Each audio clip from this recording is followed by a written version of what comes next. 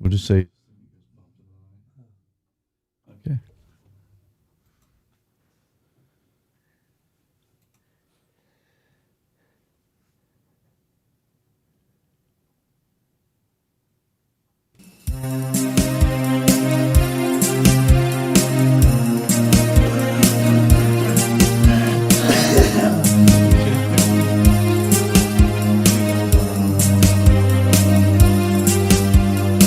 From the high plains of the Midwest, I bid you good morning, good afternoon, or good evening, whatever your time zone might be.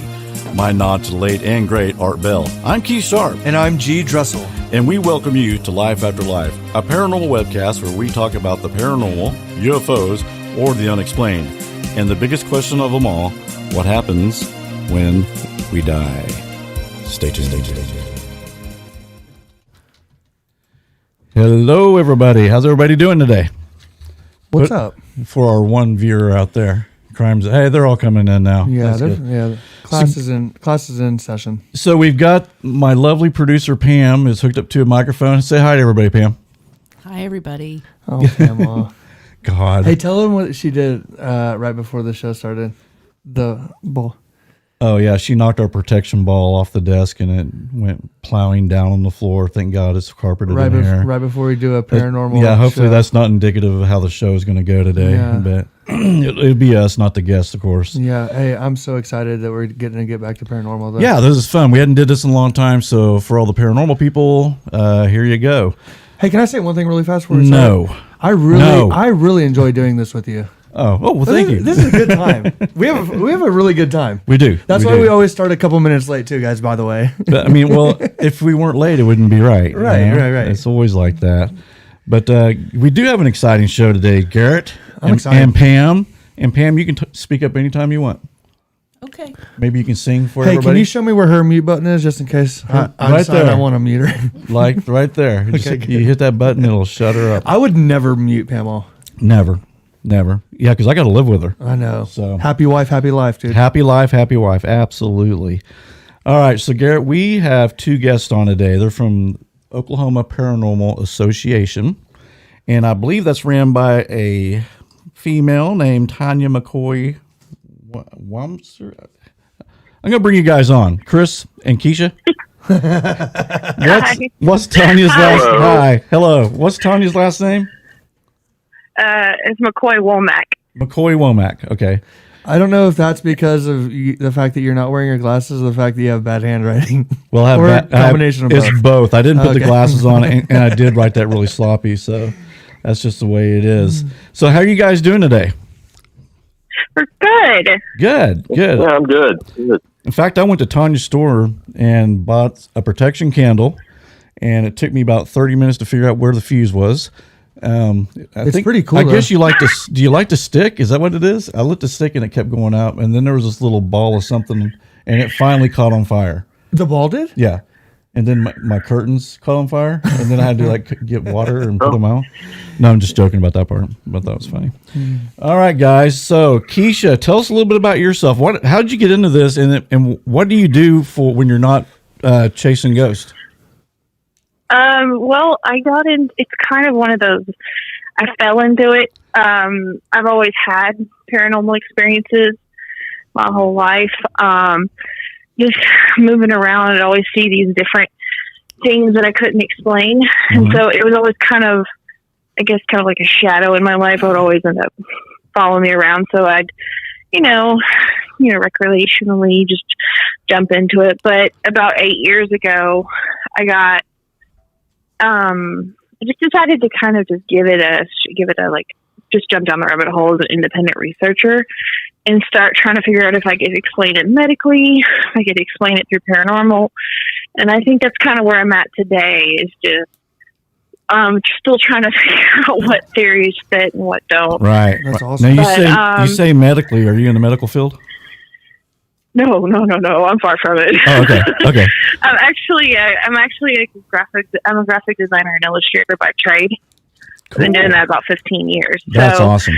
That's actually kind of related to what we do, because when I do things like, photoshopping logos and things like that, and when they started seeing the rise of a lot of like TV shows and things like that, you would see photos, evidence and stuff. And I could see, I was like, okay, let me see how people, if they're actually photoshopping things. And cool. And I think that became like I was like trying to see if this is actually true or if it wasn't true. Right. And so it's almost kind of like my experience with actually making fake photos made me wonder if things like were actually true in real life. That's really interesting. That's cool. So actually, can you see, like, if someone's faking a photo, do you tell by the pixels aren't matching or something, or how does that work? There's software that you can find that will see if there's any warping with your photos. Mm-hmm. But sometimes it can be as bad as just the fact that somebody hasn't checked their lighting sources. Okay. So like the ghost has a different light source than the background. Right. And so got it. and I think a lot of that, so it's more a matter of like how bad the photoshopping is. Yeah. But there's some amazing photoshopping out there. Otherwise, I don't think fashion magazines and stuff would exist. But I know. I got a buddy that's really good at it. He made it look like I was standing next to Paul McCartney. Oh, you lucky. So, yeah. You go anywhere with Photoshop. Oh, you can. I actually did that with God, I shouldn't say this. Never mind. Let's move on.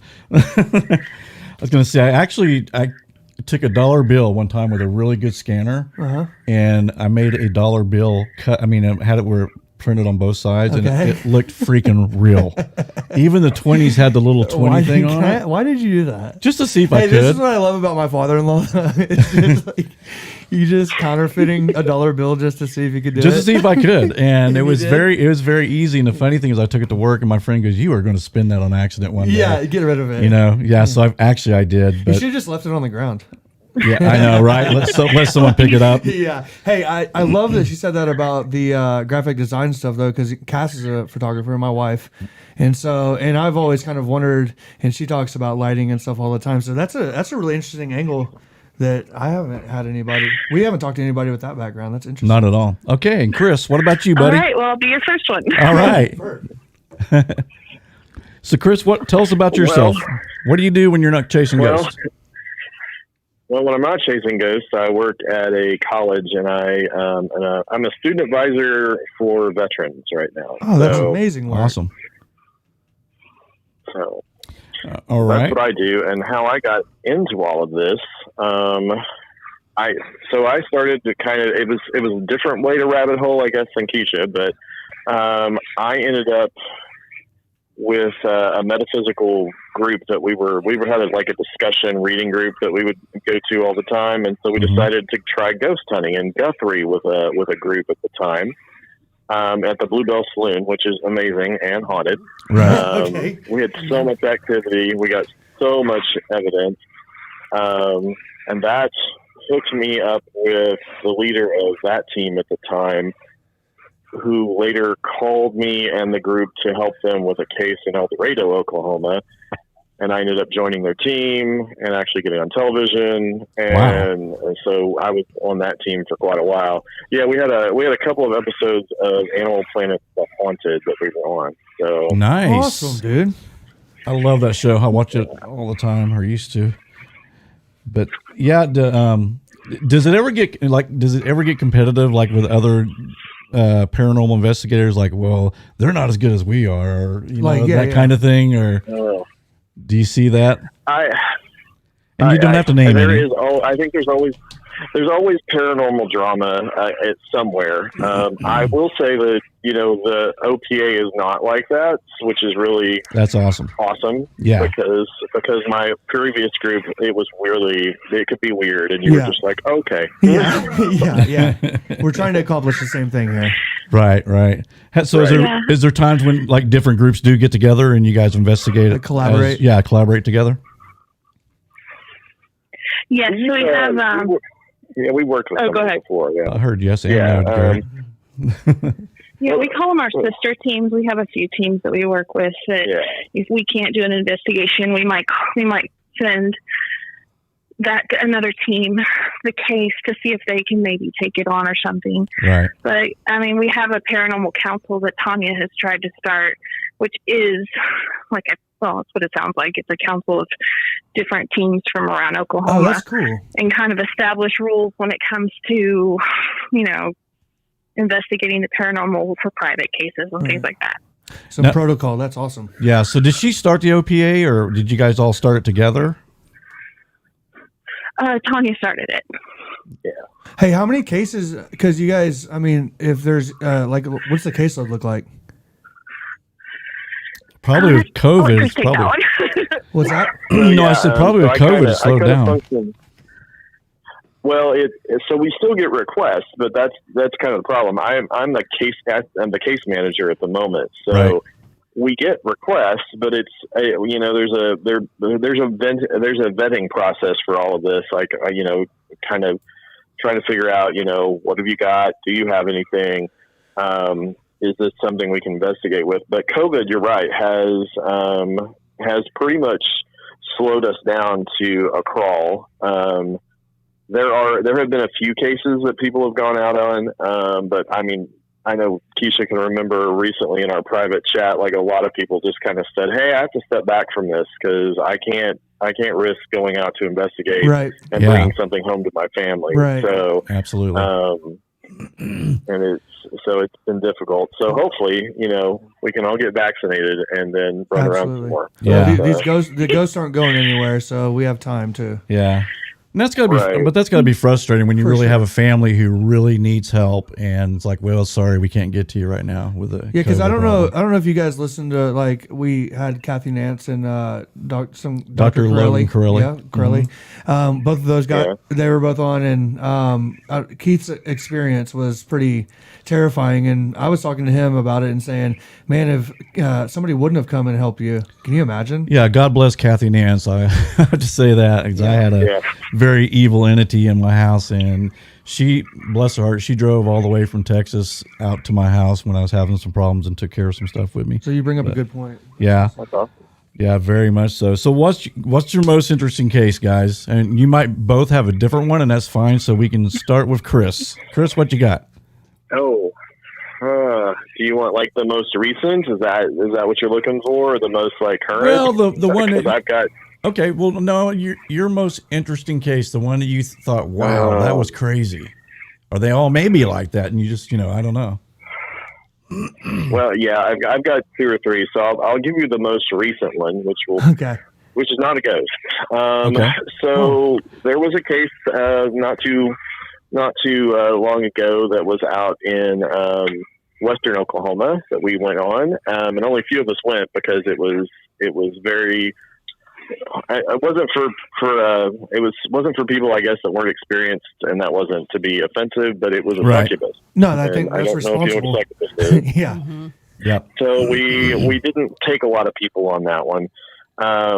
It was intense. It was you could feel the energy, and when you were in the house. And the thing that was the craziest is the person that was under attack had dogs in the back, and whenever I would walk back to where his bedroom is, the dogs would bark and go crazy.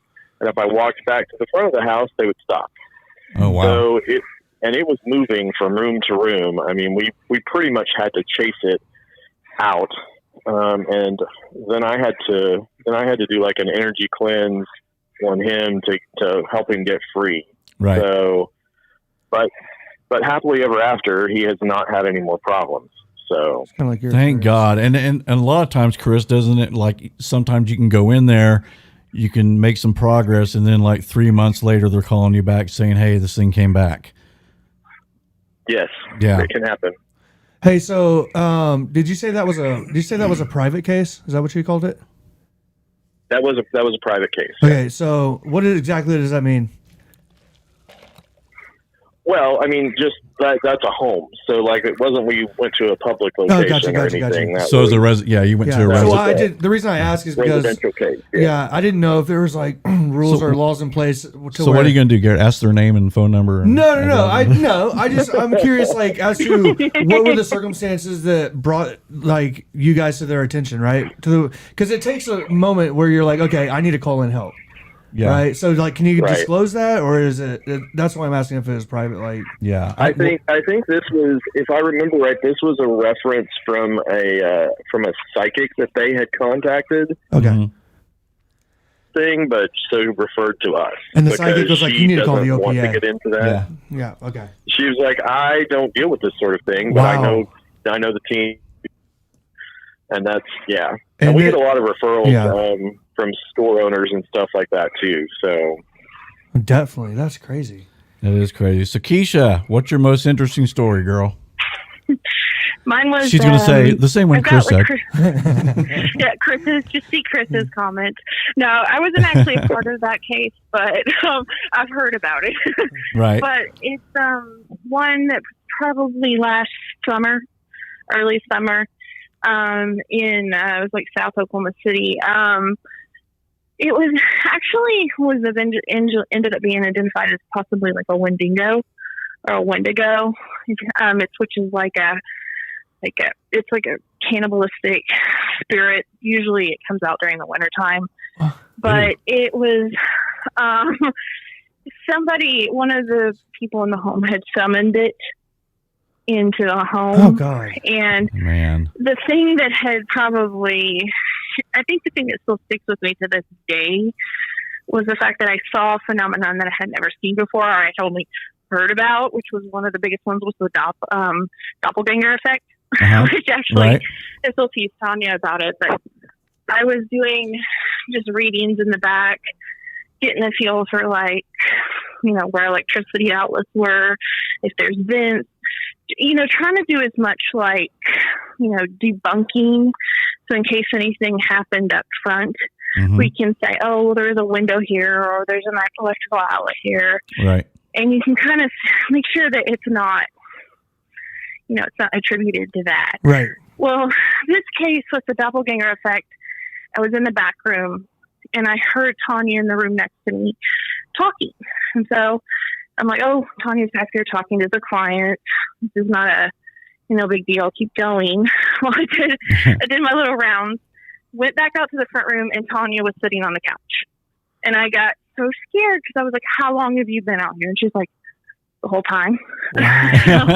And I was like, the whole time? I was like, well, what do you mean the whole time? I just heard you in the back room. She's like, I haven't been to the back room. I was like, no, wow. I heard you clear as day back there in the back room. And it turns out that this entity was good at mimicking voices and mimicking people you know. Yeah. And so the fact that I could have it mimic somebody on my team to try to freak me out was very strange. And then on that same case, go ahead. It was just that real. It was just like, to this day, you still think about it. You can't shake it. That feeling you had whenever you had the doppelganger effect. Because Well, I mean, it's horrible too I know, if you think yeah. about it, because it's like that's kind of one of the questions I had down the road is like, to me, the most terrifying thing is hearing little kids' voices. So if it's like if it's like mimicking little Right, kids, right. and just the fact that it can mimic a team member, that's that's terrifying. Well, that gets kind of personal, doesn't it? very Like, personal. Yeah. Because they're aware of that. Yeah, they're very aware of that person, and the fact that they have the ability to do that Right. just compounds Oh my that. God, dude. Yeah. Ugh. And from what this thing wanted to do, it simply wanted us to just leave. A lot Right. of the cases we go into, it just wants us to go because it just wants to wreak havoc on wherever it's at. But this thing was I don't know if it's trying to throw me off or trying to get me to not come in the room, Right. but it definitely, it worked because I was like, oh, Tanya's back there, no big deal. Ooh, man. Yeah. But I mean, as that same night went on, the thing that probably sticks with me the most was when another investigator on our team and we were doing like a tag team. We had done, like I said, I'd done some like checking to make sure doors weren't rattling, stuff like that, vents, electrical. I had done all of that. Well, at one point in time during the night, while we were sitting back there, we have a trick where we do the flashlight trick. I hate calling it a trick. It's where you put a mag light between like half on, half off. Mm-hmm. And So you if tell. the spirit wants to turn it on or turn it off, Yep. it can illuminate it or it can turn it off. Right. Well, we were working with it, but all of a sudden the back door to this house started shaking violently. Oh God. And I assumed it was one of their cats. But when I looked out there was no cat, there was no wind, there was no door. Or no, there's a door. But Right. there's no cat, there's no dog, there's nothing. Yeah. But the door was just shaking violently, like somebody was trying to get out of it. While you were still there, And so like when you were actually while I was there in the room. okay. Wow. I couldn't do what you guys do. I can't either. Oh my I mean, God. all right, guys, have a good night. I Yeah. will talk to you later. And that's a show. Yeah. Okay. Yeah. So the door's rattling. Wow. Yeah, it was rattling, and we were having the light going on and off. And I believe they may have caught a lot of anomalies on the camera going in and out of the room. But that was the actual same room that I was in, was the one where I heard the doppelganger earlier. Oh So. God. Oh man. So Keisha, there are times when you just say to yourself, why am I doing this? You know, I haven't had that happen yet. that's awesome. I mean, that's That's a good. good thing. Yeah. Because I'd be Shaggy from Scooby Doo, Yeah, man. I'd be yeah. out the door. Well, I'm done. You've done that. Well, yeah, I went. with the flashlight. Yeah. I mean, I didn't witness it, but Cass did. I did the flashlight thing too. I got careless and stupid, and then all sorts and bad spirits started coming in. But your story is way more Oh important. my God. Keisha, Yeah. isn't it kind of a common characteristic of Wendigo to have that talent of mimicry to like lure victims? I believe so. I remember actually doing some research on them, and I've run across that it was Oh, that's common of creepy, it. dude. So I would not doubt it. No, I'm And good. if that's the case, then it happened to me. Mhm. yeah. Yeah. Okay. That's Yeah. interesting. God. So were you able to remove this thing from the place, or? I'm not. Chris might be able to answer more. I believe they were still having trouble, but that case was a huge. The best way to explain it was a big, huge, nasty knot of a lot of issues. Yeah. Well, you said in the it's beginning hard. that. You have to untie. Yeah, you said in the Go beginning they brought it on themselves, right? Perhaps, or they conjured this thing. Somebody that had come into their house had done it, and it was just a big nastiness and like a lot of stuff going on in the house. Did So, did the person admit that they summoned it? Like, Well, they probably admitted that the person that came in the house, maybe they were suspicious of something that okay. they did. Maybe, I don't know. Can you imagine being the person that summoned it? The wind, and you end up summoning a wind. What's it called? Wendigo. Can you? it was like a Wendigo. Oh yeah. my God! Wow. I feel like such an Yeah. a-hole. You're like, I just wanted a wind to go into your house, man. I'm so sorry. Oh man. So Chris, I mean, go ahead. I'm sorry. Go ahead with Chris. Yeah. No, I was going to say. So Chris, I know you've been studying demonology for quite some time. So, Chris, how do you tell the difference between, say, like a real demon and then just a negative, nasty spirit? Well, I honestly think for all the things that we've encountered so far, we've encountered the nasty stuff and the demonic adjacent stuff, but I feel like you would just know. I feel like I would just know. I've kind of joked with Tanya, like if I ever walk into a house, I'm like, oh no, we're just going to call the Roman Catholic Church right now. Yeah. Absolutely. Department. So, but seriously, it is just kind of you have to do some investigating and some digging and kind of look at the behavior and see what is going on. Like what is causing this? What is it doing? There are a lot of things out there too. I've noticed that like they want you to think they're a demon, but they're not. They'll be like, oh, look, it's the 3 scratches. It's like, yeah, but I feel like you guys all know about that by now. So I'm not sure that's a thing. Right. It is, but it's not. I mean, I assume they can watch TV like the rest of us and say, oh, yeah, I can scare people if I take 3 scratches. Right. Right. So negative energies, though, I mean, do you believe that the negative energies can they transform into what we want them to see? Like if they wanted to be a big scary monster, do they have the power to do something like that? Or is that just something maybe a demon can do? Or No, I I think some negative entities can shapeshift. I mean, there is the skinwalker, which is technically not a demon, but that is Right. their bag. And there are other entities out there that can appear as multiple types of things. I mean, the Wendigo is actually a Native American legend story, and supposedly that spirit possesses, people, and so it's used to being person-like, I guess. So Right. it could easily do all sorts of trickery, and there's lore of like the mimicry and stuff like that as well.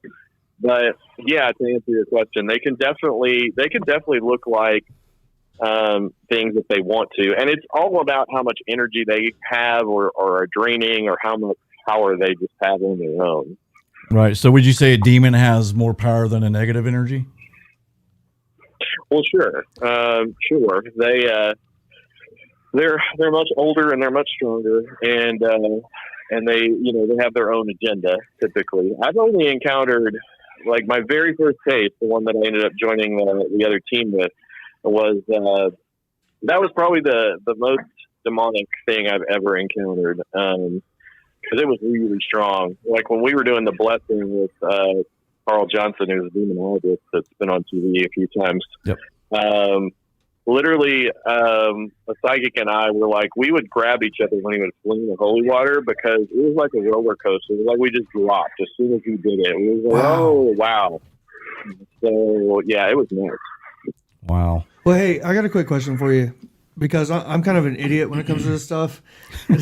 my knowledge extends to my experiences I had over here with Keith and his family. But you said agenda, and it depends on what the demons or the energies like agenda is. Is that something that you guys try to find in your investigation? Like in that house in Western Oklahoma where the dogs were going back and forth from room to room, is that a question you guys try to answer? Is like, why is this thing here? Does that make sense? Well, so from our investigation with that individual, he had picked that up in a public location, and it was just that kind of looking for somebody that was vulnerable, and which that's the demon thing. They love it when somebody's vulnerable, and dark entities love that too. So they clamp onto you and feed on your emotional distress. Gotcha. But yeah, I mean, it was since the succubus literally is feeding on sex energy, that's what they wanted. That's what that one wanted, and they, were completely interested in that from him, and tormenting his girlfriend because, no sharing. Right. Wow. Jeez, man. So do you think all spirits, or not all spirits, but like the things we hear go bump in the night, are these just spirits that just haven't crossed over, that they just decided to hang around on Earth? I don't think. I mean, possibly. It's sometimes you get some that are just not ready to go, Right. or they're confused on why they died, and so they hang out. I mean, it's sometimes like when I've encountered the actual spirits of children. Mm-hmm. Usually, it's in cases of like, well, I just died suddenly, and I don't know what to do, and so I'll just have fun with you. Kind of their attitude. But it's you get some that are afraid because if they had a certain belief system when they were alive, they might be afraid because especially if they committed a murder. Yeah. They don't they don't want to go to meet, God or whatever they feel like is their judgment. Right. So they'll hang around and cause trouble. That's exactly what I believe too. I think if they don't know what's on beyond that light, I mean, that might be judgment for them, they may think. And like you said, if they had a life where they were a murderer or did bad things, they may think, well, I don't think I'm going to the light. Right. And they just hang around. But do you think eventually everybody, though, is a light always there, you think, for them to cross if they want? That's kind of, I was actually thinking about that earlier. I think it depends on your belief system. And it's something I don't know if I could even answer. Yeah. Because I don't know how to answer it. Right. I think, personally, with my family members and the way that where the background they come from, I think they always feel there's a road to redemption as long as you're willing to take it. Mm-hmm. But I'm not really sure how that affects people after they've passed. So Right. I don't know. Chris might have a different take on that one. What's your take, Chris? What do you think? Well, I think some of them, I think it can appear for some of them. We've had a couple of cases where we've opened a doorway so that they can move on because they can't seem to find it themselves. And That's awesome. So, I mean, so not always, but I think that, you know, there is some sort of, whether it's going back into the Great Connection, like in the Soul movie, if you've seen that, or if it's moving on to a different thing. But I mean, again, it could be cultural too, because, you know, there are some cultures where there's a lot of ancestor heavy beliefs. And so those spirits may be hanging around because that's what's expected. Right. Or they feel like they should. And then, you know, I don't think everything that's not, you know, dark is necessarily going to also just be like explained by, oh, that's just somebody that's passed on. There's other things out in the world. So that doesn't necessarily mean that, you know, it's all ghosts. So, right. So yeah, that's a good point. Cause it's just, we've encountered things that aren't, you know, not everything that would be considered a quote unquote ghost. Right. So they wouldn't be human. Yeah. Sometimes. Not a human spirit necessarily. And I think that's very, I mean, we've got so many things we don't understand in this universe, man. Well, hey, it kind of leads me into. And then okay, go ahead, Keisha. I'm sorry. Okay, well, I mean, like in America, we've got, you know, we're a very heavy Christian culture here, but Right. I mean, if you bring that out into a really wide world, you've got thousands of belief systems, thousands of cultures. And so if you smash all those together, you know, Yeah. there's no way to ever really know or ever to define the paranormal. And that's honestly sometimes the fascinating part is just identifying what culture this might come from. That's you know, super hence cool. Right. Hey, Yeah. that's super cool. So whenever I was preparing for this, this is something I was talking to Cass about in the living room. Cass is my wife. And then we were going back and forth, like, you know, what do we want to get out of this conversation? And one of the things I really was interested in is the cultural side of it. Like, do you guys see that some geographical areas are more active than others? So, for instance, maybe a Civil War battlefield, or a Native, as opposed to a Native American reservation, or you know, Or even different countries. or even different countries, right? So Like, what's it like in does that make Africa sense? compared to the United States, Right, and right, different right. belief systems? Yeah, And is the it more- more active or less? Right, active? and you got, you know, you do have a lot of different religions, and even to the part of voodoo where I think you kind of you create what you want. I think so. If you're if you're conjuring a demon and you want a certain demon, in a way, humans are more powerful than people know. I think we Absolutely. create a lot of stuff on our own. I think a lot of the negative stuff we create it because Absolutely. we believe it, and therefore it manifests. So I think that happens. No, and that's actually a really good way of putting it, because, you know, where I was born at was down in St. Francisco, Louisiana, which is got the myrtle plantation down there. Yeah. So, yeah, and so you've got plantation country down there, and Yep. so when you're asking about geographical locations that just feel haunted, yes, Yeah, absolutely. there's a lot of things that you just walk in, you're like, wow, this has got a lot of history here. But right. Yeah. you had Christianity, you had island religions, you had voodoo, you had hoodoo, you had things posing as one religion so they wouldn't get in trouble. You know what I mean? Wow. You had a lot of, and not only that, like a lot of some areas, the way I guess I've explained it to myself is there's almost like a mental illness to certain areas. So if Right. you have a lot of tragedy, Yeah. it's going to stick. Yeah. So that's why you get certain parts of the country like battlefields. That's a lot of tragedy. That's a lot of people that lost their lives. It's a lot of turmoil. Yeah, A lot of right questions. there. Yeah. Yeah. Yeah, I wondered. It creates like a nice little magnet right in those Wow. areas. Okay. Right. And Thank you. going to mental illness, not in the term you're talking about. Do you guys find on some of your investigations, like, these people are just batshit crazy? you know? Right. Yeah. Have you guys Okay. experienced that? And then you waste your time, you know, and there's actually no ghost. All the problems are within that person, Right. you know? Have you guys experienced that? So I do have one of those stories, not with OPA, but with my previous group. We drove like almost 3 hours. This was when it was, our leader at the time had gotten really wanting to be on the haunted again.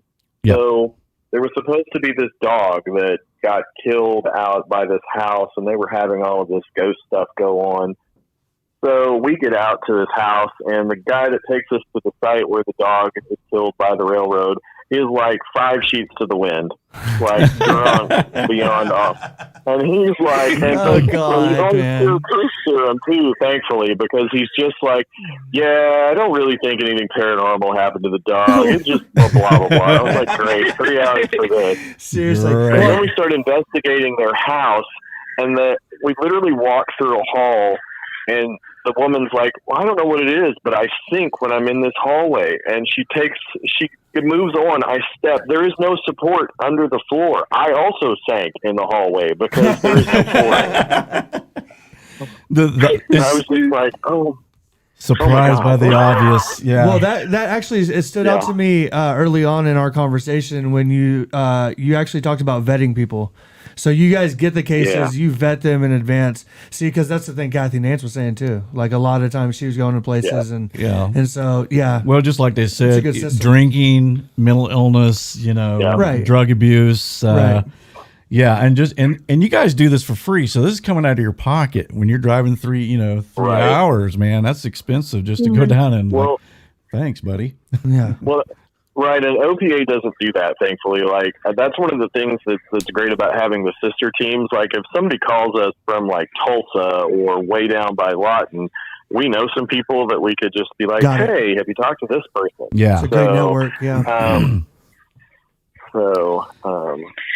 And, that's But I kind wanted to. I'm sorry. I wanted to touch back on what you were talking about earlier, though.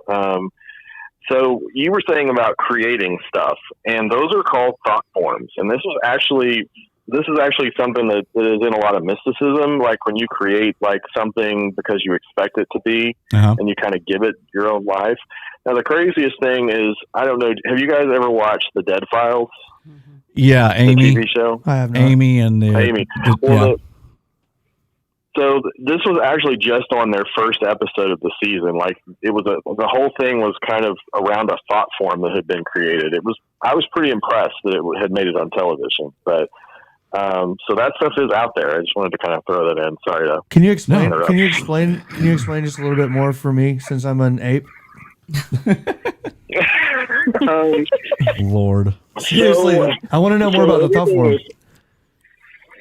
Well, so like it comes from building a construct, and this was actually on Kindred Spirits too. So you begin to create something like you go into a spot, and everyone always man in white. And so the more and more people put energy into the old man in white, whether he's a genuine thing or not, maybe they've created Gotcha. true. But this is a thing that can happen. And so humans, as you said, are a little more powerful than they think. And sometimes they put out there, this is what I'm expecting. And that's what they see. And there's a whole thing with quantum physics to things that are observed and acted upon, by a person, like they will respond how the person is expecting them to respond. Mm-hmm.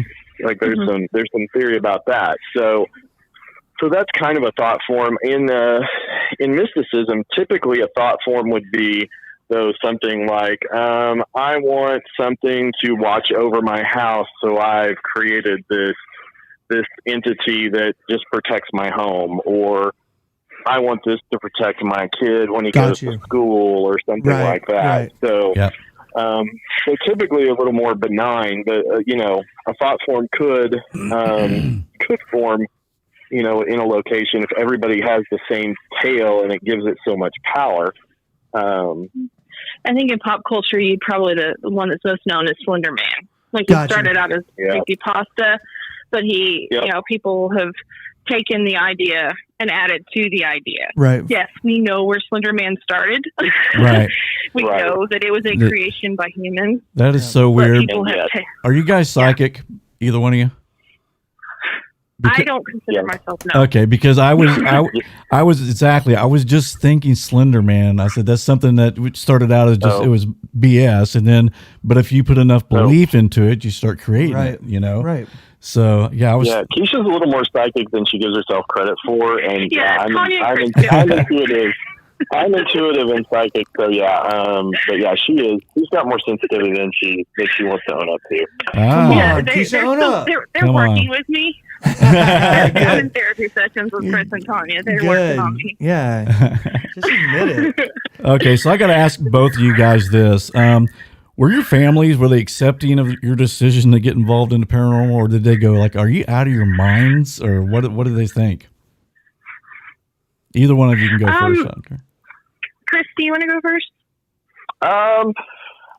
Mine are okay with it. I mean, parents, I'm single, so I don't have anybody that I'm worried about bringing something home to at the moment. So, but the parents are okay with it. I think, parents are a little old school, so they are kind of like, well, this is cool. Just don't, don't spend lots of money on things that aren't making money. That was like their thing. Like, don't go poor because you're doing this. Right. So, right. That means you're on the right track. Right. I feel like I'm always like, unlike Chris. Perfect. I do have, I know it's like, this is probably why she's telling me, like, you guys go on here together.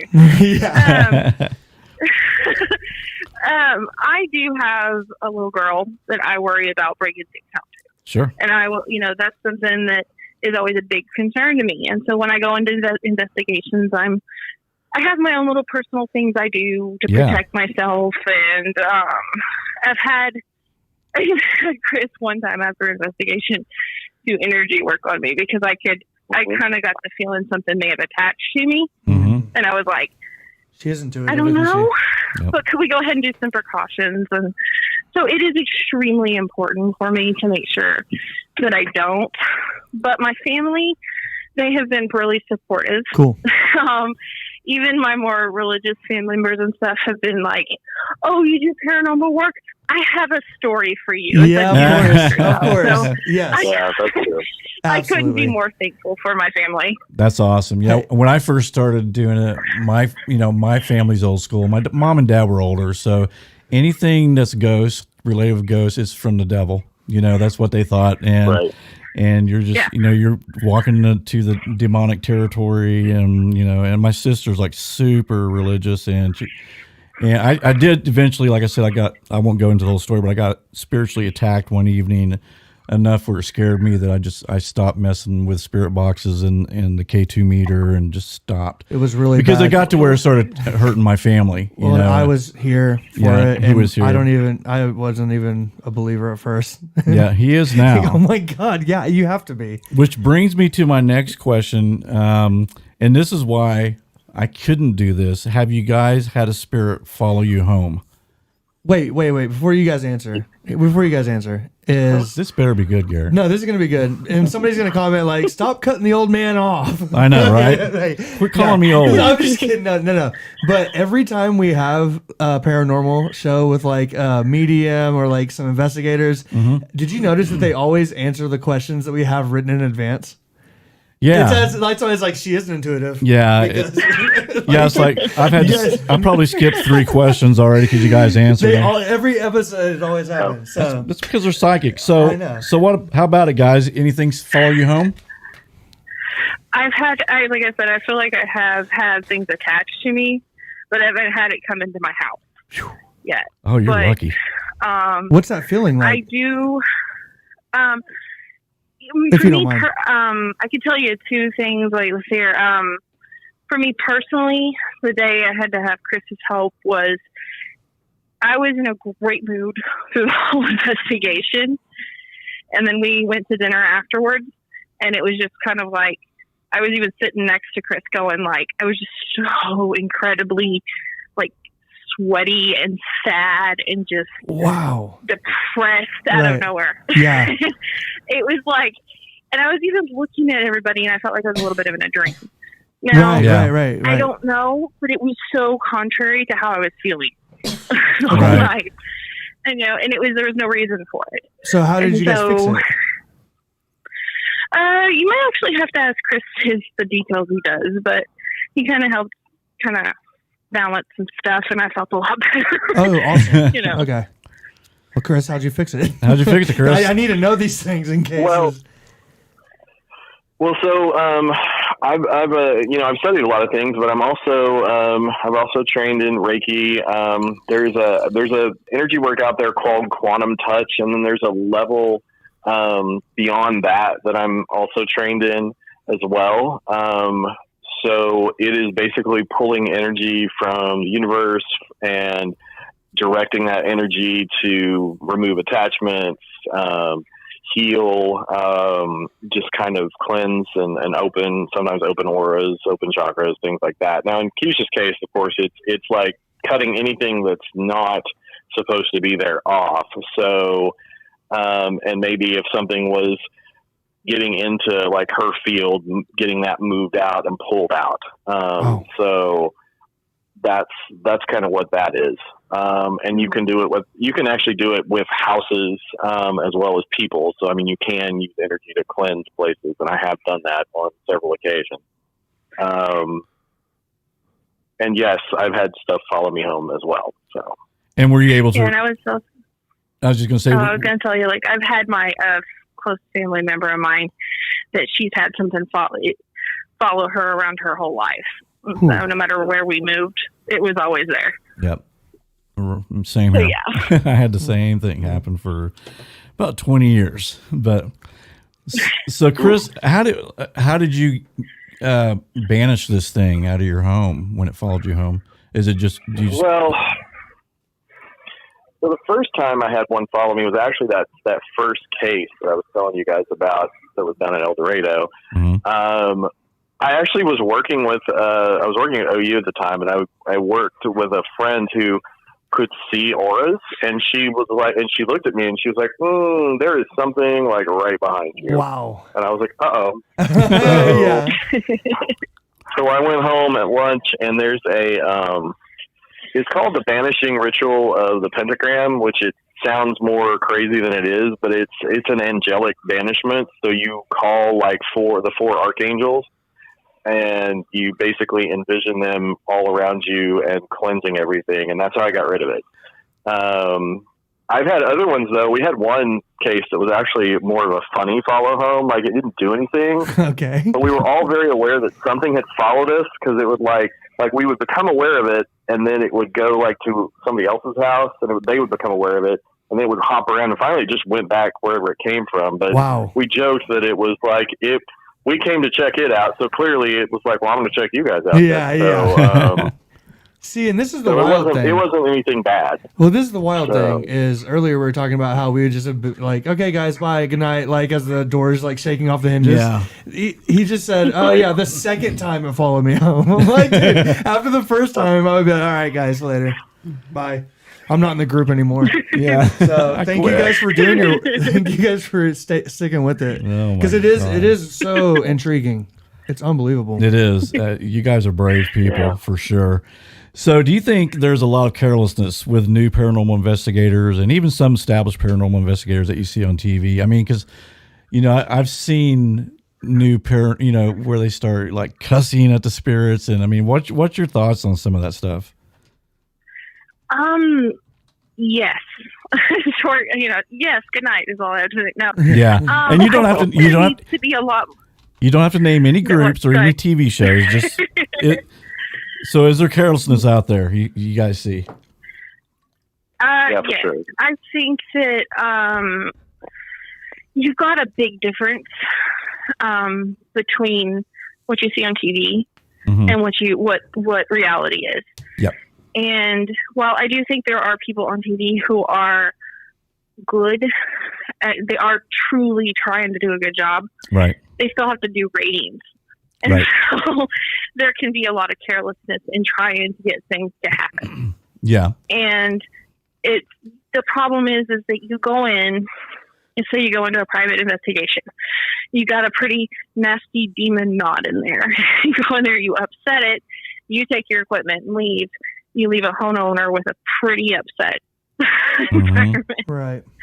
And so I think you've got to be very careful. And then even if you don't even take the spiritual side of things, you still got people who might have mental illnesses.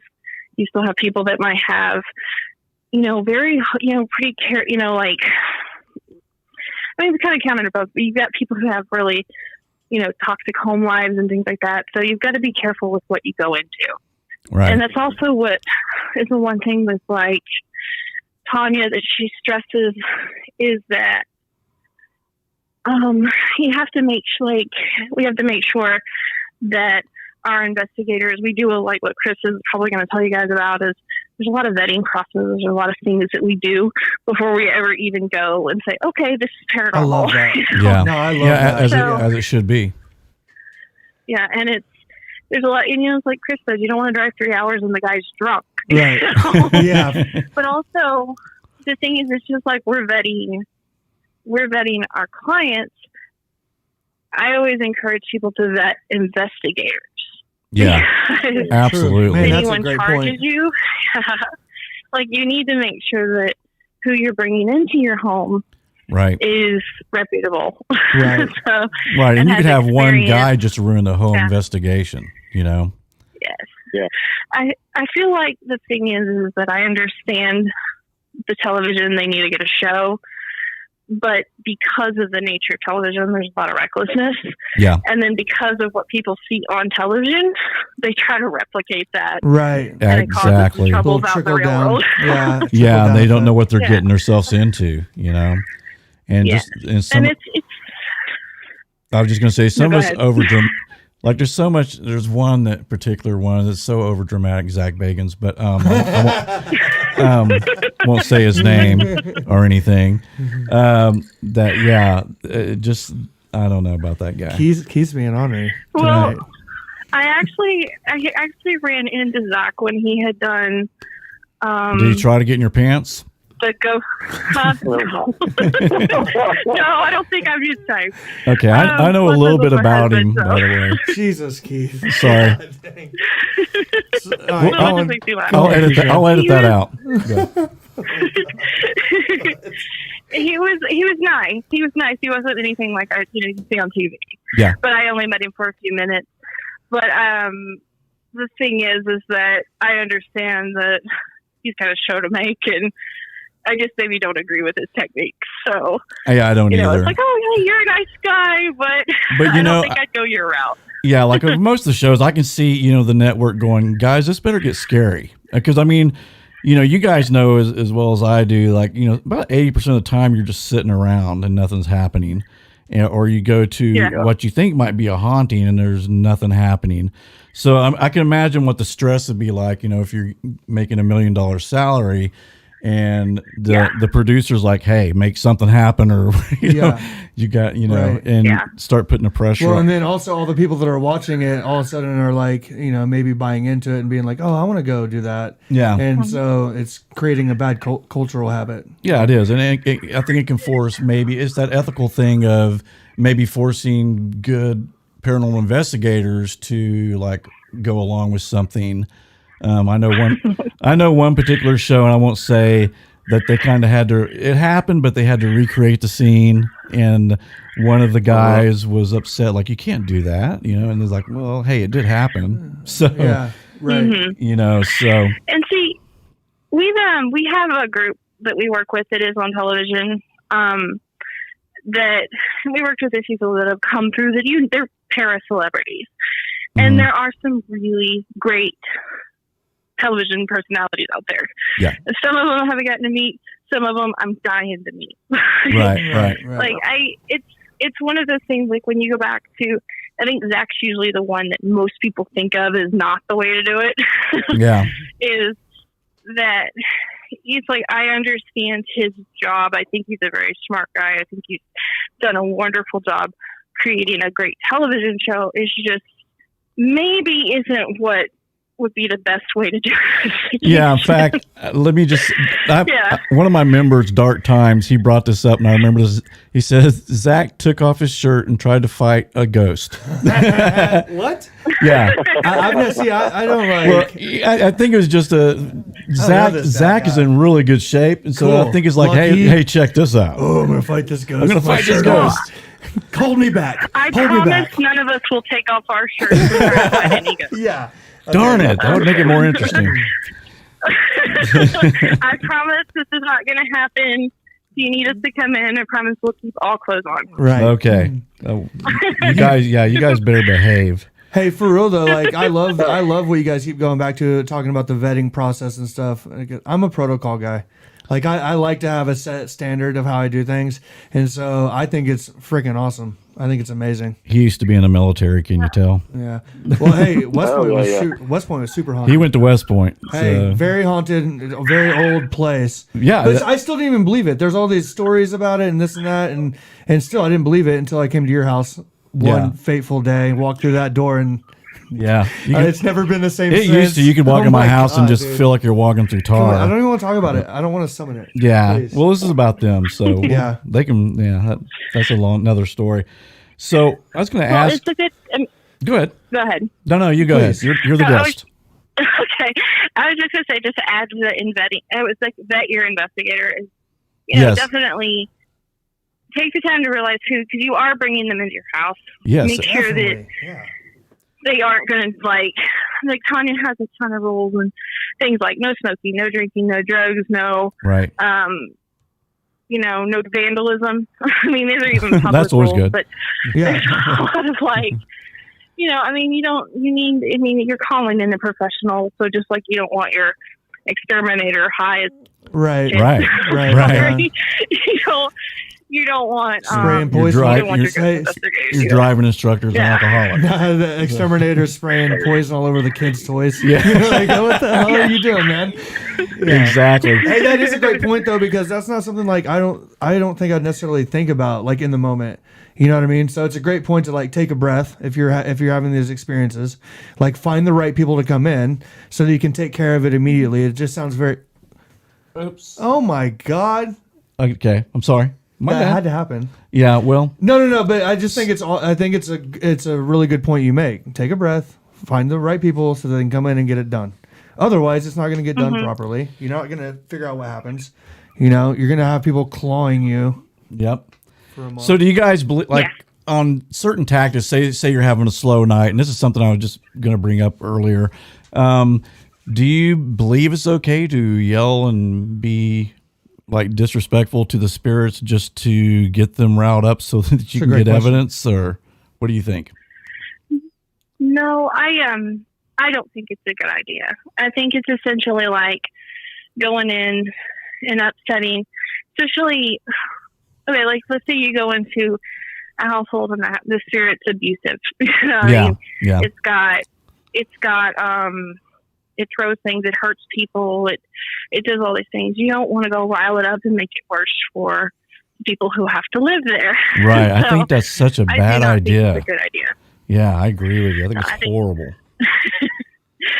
Chris, what do you think? Oh, I agree. You should not. And I probably have a different viewpoint, I guess, because I pretty much don't need like an EVP or evidence or anything to verify that I believe what's going on in that area. So I guess I'm not really motivated to yell at something. It's like, if I can sense that it's there, cool. Right. If it's not, cool. Man, that's a great point. So I'm not trying to, like, we're not actively trying to get on television or anything. So, I mean, Right. it's not like our goal. Oh, evidence to submit. So Right. it's cool if we get some, obviously, but It doesn't help your cause. it's not my forefront. Yeah. Man, Mhm. that's awesome. You Mhm. guys are freaking awesome. So do you guys think, okay, like when you go antique shopping, for instance, I was thinking about this the other day because my son likes to do that. Can objects be haunted that you buy at the store or buy at an antique shop and bring it home? Yeah, Yes. you guys should call. You should call Tanya, and she'll bring you all her haunted objects, and she'll give you a Yeah. rundown Oh, of I every know. one of them. Yeah, when I went to her store, she was telling me she has a whole bunch of haunted objects at her house. Yeah. So like John Yeah, Zaffis. yes. Wow. Yeah, and we actually had a case over in Bethany with a family that had some old furniture, and they actually had to get rid of the furniture because there was an attachment on it. God, that's so crazy. And it's kind of spooky at the same time. All right, so this is questions for both of you. Wait, no. Why would? Okay, what? Well, this is a question that somebody posed in one of our earlier paranormal shows. What's that? I think you even said it, Keith. You're like, why would somebody want to become a lamp? Oh yeah, we had this debate. We had this debate one time, right? Where like, okay, say the spirit haunts Annabelle or attaches to a table, and I just made the comment, it's like, okay, I can cross over to the light, or you know what? I can get in that table forever. Yeah. It's like, why would you choose that? Well, I think Kathy had a haunted bowling ball. And it's like, why would you like, oh shit, man, I'm going to be a bowling ball for Is that how it is or what? I can go to eternal light and happiness, or I can go in that bowling ball. Let's see. Let me think a little bit on that. You know, so, but perhaps, I would probably attribute it kind of to like human nature, especially if the spirit is human. How people do not want to let go of familiar things. Cool. Exactly. And that's how I rationale it too. Same thing. Yeah. So they get attached to something. Right. It's something that they had their whole life or something. And then you got to, you passed away, you still like it. And then there's another family coming and taking something that meant a lot to you that you probably in spirit think they're not going to treat that thing like I would have treated. You know what I'm saying? Hey, and is that because again, I'm kind of dumb, but is that like so if I'm a kid and I'm playing with a toy a lot as a kid, every kid has their favorite toy, right? Yeah. And then later in life you pass on, is that where residual energy can come into play? Like I think energy can come into play in anything that you really love. I think you can leave energy, and energy imprint can be on anything. I think if what you about really care things about. You hate? But I would say as a toy, as a kid, I could see maybe if you're playing with that toy, then you pass as a child. That meant a lot. But we outgrow things as we get older and we mature. Right. Uh-huh. So like that. But you also put a lot of energy into things when you're the little kid. Sure, yeah, you know what I mean? absolutely. Like absolutely. when my kids are playing, like they're like coloring all over, trying to do makeup on the dolls. I mean, they're putting a lot of effort. So I didn't know if that. But you also said that you think that whenever I think attachment becomes something as you become an adult, something that you really like. Say your grandmother gave you a plate that you're passing it down through the family. And you love that plate, right. or you love this. You of her. Yeah, it reminds me of my grandma. And it's how the hell did it get in an antique shop? I can't let that get. You know what I'm saying? Right. Okay. I see. Something like that that really means a lot to that person. Okay. I don't think it's but that's a whole different thing. But yes, I do believe energy can get into objects, just residual energy. That's not some type of imprint. What do you guys think? Yeah. Yeah, I agree. Yeah, I agree. I think you can have an imprint for a variety of reasons. I mean, like, you're talking about why is this person a table? Well, I mean, yeah, they could love that table, or something bad happened, and that's maybe that's the table they fell on, or maybe that's the table, right. There's all sorts of residual things that could cause that to happen. That's a good point. And with toys and things, yeah, you can do residual, but there's a lot of theory out there too that says that when a ghost comes back, sometimes they come back when they were happiest in their lives. So Grandpa may come back as a 12-year-old boy and wander around the house. Got it. So true. Yeah. Yeah, you guys just have to remember, I'm a knucklehead, basically. So I'm just guessing. We just make stuff up. We really do. We just say or make stuff up. No, no, but that's my belief. Don't feel bad. I mean, we don't. That's the hardest part about what we do is we study it, we go into it, we see the phenomena, and we don't ever really come out with any better answers. Uh-huh. We just keep doing it because it's like thank you. Trying to see more and more. So don't worry about never having answers. Well, we got into this true crime thing, and essentially that's what you guys are waiting for is that big moment to be able to crack the case. Right. So that's why you keep working and getting evidence, and now we're at the point where vetting to cases. Solve it. But I think in the afterlife, we're speculating at best somewhat. I mean, we do have some scientific evidence if you're going to look at it from that point of view. Right. To prove, there's an afterlife. I mean, if I'm picking up a voice on a tape recorder and there's no one in the room, then to me, that's scientific proof there's something out there responding. Especially if they're to me. arguing, like, no, don't go to the light, man. No, come on. Stay Yeah, I used to hear, like, Right. I would use a spirit box, and I read this book, I don't know if you guys are familiar with it, called Helping Ghost, is by a man named Lewis Charles. And that was what I wanted to do. I wanted to help spirits cross over. So when I would turn my spirit box on, I would get help me constantly all the time. And I would try don't go. And yeah, and there's one spirit I crossed, I heard the other spirit in the background going, no, don't leave, as the spirit was leaving. And so, yeah, you can actually hear sometimes conversations that are It's just going on. unbelievable. It is. It is. There's lots of proof that there definitely is an afterlife. I think people who refuse to believe in it they're scared.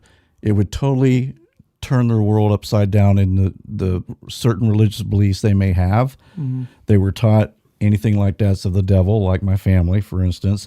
So now when you bring in a subject where grandma's been talking to me, and even though grandma's been very loving to me, they still hold on to that belief. Well, that's evil. They're not they're not going to accept it because they don't want to. It scares them. I'm Catholic, so Well, we're good on that. well, one of the hardest things for humans to do is to shake their foundation. Absolutely. And so I question it. And so quite often it doesn't, like, whatever, I just call it your little bubble, like whatever bubble you're in. Right. You have to, like, when you step outside that and realize there's billions of other bubbles. Yeah. You go, oh my God, what does my bubble mean? Right. And so quite often, like, whether you're atheist or whether you're religious or whether you're spiritual or whatever you want to call it, you can have your bubble, but you have to be very acutely aware that there's a billion other bubbles out there. And so I think that's very hard for people to realize. That's crazy. Yeah, and I find it interesting too, and I don't know if you guys have ever noticed this. And I could be, like I said, I'm a knucklehead, so who knows? But I've experienced not only ghosts, but it's like I've seen a UFO, I've seen like a Bigfoot, and it's almost like there's some type of connection, paranormal, with aliens. And it's like if you believe in ghosts, usually you have an alien experience or spaceship, or something like that. You know what I mean? I'm still waiting on mine. Right. Where some people who may not believe in that never see anything at all. But it's almost, do you guys think there's a connection to maybe paranormal, aliens and cryptoids? I do, but I can let Chris throw in his 2 cents. Yeah, I do. I'll just keep talking. I do. My joke with some of my friends used to be, I've stopped saying I don't believe in things because the universe keeps dropping things on me when I say I don't. Right. I believe in almost everything now. Right. So yeah, but I do think there's a lot of interesting stuff out there about, the connections between aliens and cryptids and other worlds. Like there's this whole theory that, Bigfoot is dimensionally shifting, and that's why we can't find him or how he disappears. Yes, I've heard that. Aliens are moving between dimensions. There's all sorts of interesting stuff out there like that. Like you can't find Nessie because she moves, she shifts, and it's to another world. And how we'd ever prove that, who knows? But it Mandela effect. Right. Mm-hmm. And there's a lot of that that's out there, and I think there's a lot of connections between even like mysticism and aliens, and there's all sorts of stuff out there. I mean, like you said you're Catholic, right? Right.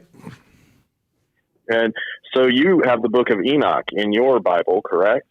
Probably. I was telling Keith, the funny thing is, if you like my wife was converting to Catholicism, and the priest actually told her, he said, if you have any questions, ask your advisor, don't ask your husband, because a lot of Catholics just like, whatever, Father, Son, Holy Spirit. I bring that up because Enoch is the Book of Enoch is supposed to be a kind of a big, like, is this about aliens sort of thing? Like, there's a whole controversy about that. Like, why it's not in the main Bible, because it has a lot of alien and, you know, a human who ascends to become more.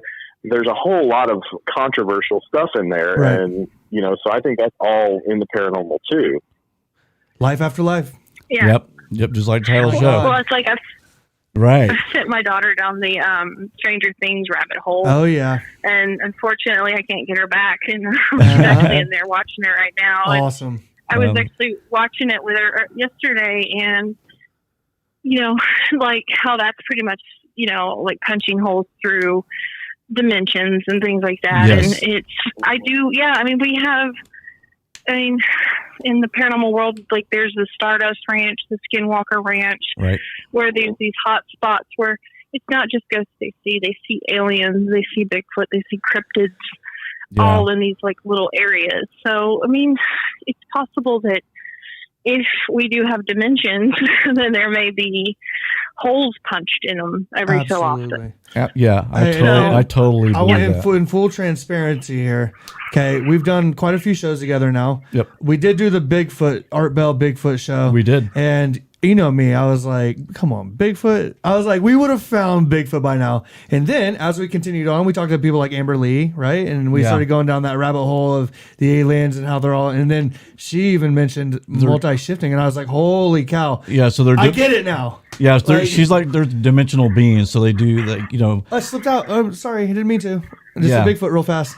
Yeah, I Okay. mean, and it's so cliche to say this, but you know, everybody says, you know, in this universe that we live in, it would be We're not stupid alone. for us to Yeah. think that we're the only intelligent beings on, you know, around. Mathematically, right? So yeah, it's so cliche, but it's so correct, you know. But so let me ask you guys this: what percentage of hauntings do you think were brought on by the people who contacted you, like people who got into playing with Ouija boards, who are in a cult? And they accidentally summoned a demon, and they're like, "Holy crap! I don't know how to do this." And do you find that to be a high percentage or low percentage? I would say it's probably medium to high. I mean, a lot of times when people get in trouble, it's either they've contacted it, or you do have people that are just, you know, when I say mentally ill, it could just be they're suffering from a psychosis, or they're suffering from depression or anxiety, and something's latched onto them from somewhere. Now, that wouldn't have been their fault, but, you know, there is like somehow a gateway has been opened. Yeah. But it does seem like we run across it quite a bit where people have opened something or have inadvertently triggered it. And to me, as weird as it sounds, that's more comforting, because it's like it is. It's easier. Yeah. So if you got a family who's never, you know, looked into the cult or something, they don't have a haunting, but there's a reason behind a haunting. Right, you know, in other words, it's not just random. Yeah, one of the kids is practicing something that you don't know about, and they brought it in. Brought something home. Yeah. Now, it could have been. There have been cases where nobody's done anything. No one's got a board. No one's had any kind of seances or anything, and they've moved into a property, but somebody has psychic abilities, and like a little bug to a light, they suddenly they've got activity around them. Got it. Like quite often, I think Chris mentioned Amy Allen. Quite often, you'll run into kids who have the ability that end up attracting things because they need to communicate. Something along the way needs to communicate, and it's like, that person understands me. Hey, go continue. I'm sorry. No, that's about it. So. Well, I had two things for you, because I thought it was really interesting when we had the military medium on, and he explained how, like, imagine you're being on a dark road, and then at the very end of the street, a street light just starts to flick on, right? And that's how he like envisioned it in his mind. And so I love that you brought that up. And can't remember the other thing, actually. You just got lost in thought, didn't you? No, but how many people do you think are walking around right now that have this ability that aren't aware of it because of everyday life, or because they've never, like, you know what I'm saying? Does that make sense? This psychic ability. Do you think there's a lot more people than, or they're scared of it, right? Is that prevalent? Chris, what do you think? there's a ton of them. I think that, almost everybody has the potential, but there are some people that are just like, they're naturals. So it's going to turn on. Some people deny it. Like, some people will deny it for years, they'll deny it their entire life, not just you. Keisha. Like Keisha? Some people get on your team and deny it. Yeah. Right. But, No, that makes but there are perfect sense. people out there, Yeah. There's tons of people that, we've talked about Christianity a little bit, so we'll just go there. Okay. If you're hearing voices, well, it must be the devil, and you must be evil. Right. Or you must be there's all medicine- sorts of medicine. rationales that can go from that. So you've done something, but that's not necessarily the case. Right. So people are kind of trained in our world to, oh no, that's bad. Don't ever focus on something that's not in this book. So yeah, I think there's a ton of people out there that do that, and I think that I think that we're going to see more and more of people actually opening up, because it seems to me like people are exploring other paths a lot more than they have been in the, the church is kind of, I don't want to say it's not dying, but it has fallen off in popularity for a lot of people. So I think people are looking in other directions now. So, I feel like we're going to see more people exploring that. So do you feel like it's something that can be learned? I'm sorry, Keisha.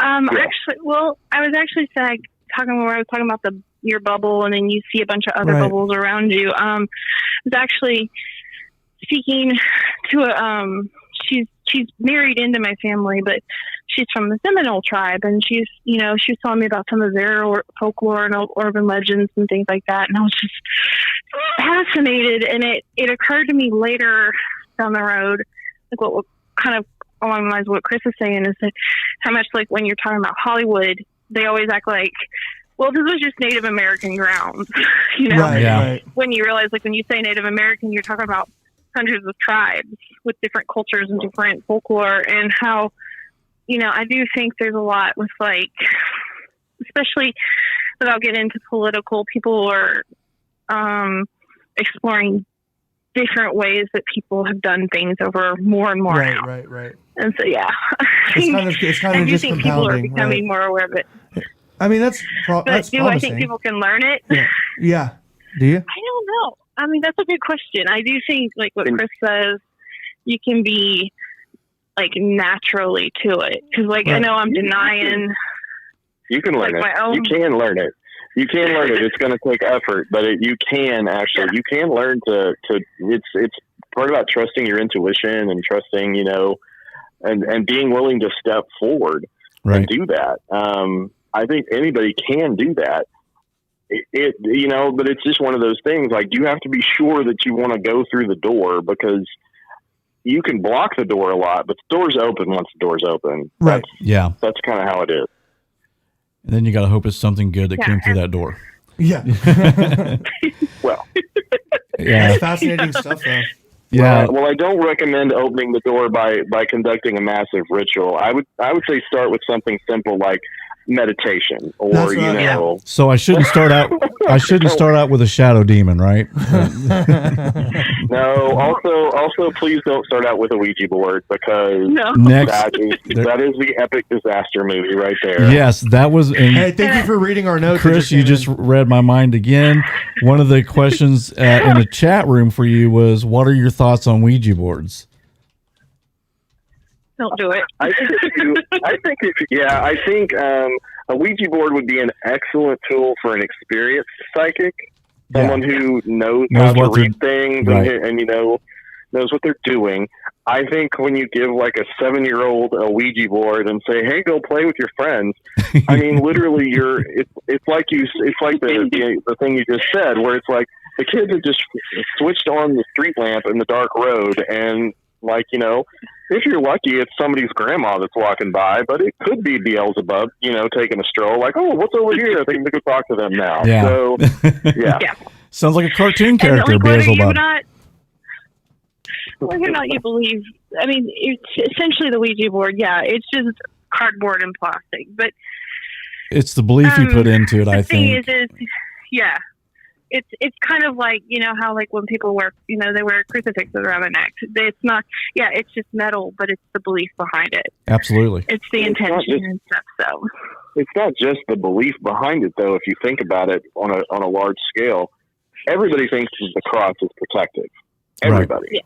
Like across the whole world. So that gives it a whole other level of energy. Got it. Everybody thinks a Ouija board is the door to the unknown. Mm-hmm. Everybody across the man, that makes perfectly good sense. Yeah, absolutely. So I've got and Chris he was talking about manifesting things. It's kind of like with Slender Man and things like that. It's like you put a lot of intention and belief behind things. Things can take on like a power of its own. Oh yeah. Even just from a graphic design standpoint, I mean, look at our logos. Right, right. Right. You know, people. I'm sure you guys know people who buy brands because it's a brand. Yeah. You know, like Apple or McDonald's or whatever you want to call Everybody it. go to the VRB website, please. If Yeah, you're watching this, he's this is my- advertising. this is I don't my know if you guys friend- are watching this is this my live friend's or not, business but- out of Philly. Yeah, go to Yeah, VRB. hush. So it is true though. I love that. I Thank you mean- for the answer. another question out of the chat group by my good friend Randy Southwell. What's up, Randy? What about highly emotional teenagers? Ooh, that's a good one. I was actually just looking at that the other day. Well, considering I'm on the verge of doing that here in the next few years, Me too. So- Oh, lucky you. I would say, yeah, there's probably, you're talking about kind of crossing. I mean, Chris may be able to answer a little bit more from this spiritual side of things, but you do, from the human side of things, you do have, you've got a person who's crossing from like a teen, from a child over to adult. There's a lot of raging energy. I mean, Yep. everybody's been a teenager. There's just all that energy coming from you. The case that we had with the Wendigo and the doppelganger did have a lot of teenager energy around. So, Yeah. Wow. I can definitely see that, but I'll let Chris chime in on what he thinks. Like, Well, Pretty I sure agree. most I teenage think- girls I are think- demon possessed. Oh my God, I have three. I have three daughters. So. Well, you know, there's the whole poltergeist theory about, you know, the emotions and being attracted to people that are in that state. Right. So definitely. And yeah, and if the person is gifted and they're starting to go through the emotional turmoil, that's going to attract attention, generate energy, etc. I mean, anybody will tell you that does energy, magic, anything like that. The stronger the emotion behind something, the more powerful it can become. And, you know, anger, grief, etc. That's not anything that's that unusual, I guess. But I was going to say, like, if you're also asking, like, what can I do about this? I would say maybe buy them some jewelry that's like, and I'm not talking fancy jewelry, but buy like some stones that are grounding that maybe they could wear or hold, or, Right. you know, or kind of calm, or, you know, kind of Just to kind of balance that out. I would say, yeah, like, you know, like hematite's a really good grounder. Some comfort. And then, you know, there's just some stuff that's kind of like, oh, let's just try to tamp this image down a bit. Thank So- you, man. Thank Yeah. you. That's a great answer, and something I'm going to remember. Yeah. Yeah. You need to. God. and I think especially with kids, you know, I think a lot of, I mean, especially if you have ever been around a kid or whatever, they're looking for guidance. And I think that helping them develop, this is even just beyond paranormal, just helping them develop good self-awareness and like a strength in their will and the things that they feel. Because that's a lot of the problem with teenagers, is that Right. they don't know who they are. And that's Yeah. okay. That's normal. I mean, we're all trying to figure out who we are, but that leaves you open.